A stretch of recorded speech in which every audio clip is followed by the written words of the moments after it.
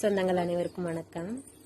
நான் ரொம்ப நாளைக்கு முன்னாடி 2 விடுகதை கேட்டுட்டு இருந்தேன். அது என்னன்னா, பழமாகி காயாகுது வந்து எலுமிச்சை பழம், ஊறுகாய். பழமா இருந்து ஊறுகாய் ஆயிடுது. காயாகி பூவாகுது வந்து தேங்காய்.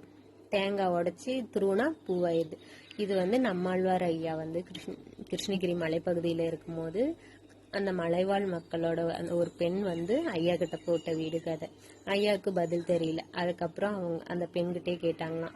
அந்த பெண் பதில் சொன்னது, ஐயாவுக்கு வந்து நைட்ல அதே சிந்தனையும், நுண்ணுயிர் செத்தாதானே அது வந்து ரொம்ப நாளைக்கு கெடாத இருக்கும் அப்படின்ட்டு யோசிச்சான். அதுக்கப்புறம் நாம மண்ணுக்கு வந்து என்ன போடுறோம், உரம் போடுறோம் இல்ல, அது உரம் வந்து உப்பு தானே, அப்படின்னா மண் வந்து மலடாயிரும் தானே. நம்ம இப்போ எல்லாமே மேல பூச்சி விரட்டி மருந்து அடிக்கிறோம். அது கொஞ்சம் பூச்சி தாக்குனாலும் வந்து சேர்ந்துரும் ஏதோ அரைக்குறையா. ஆனா உரமே போட்டுட்டு இருந்தாலும் உப்பே நம்ம போட்டுட்டு இருந்தாலும் அதையே தான் நம்பிட்டு இருக்கணும்.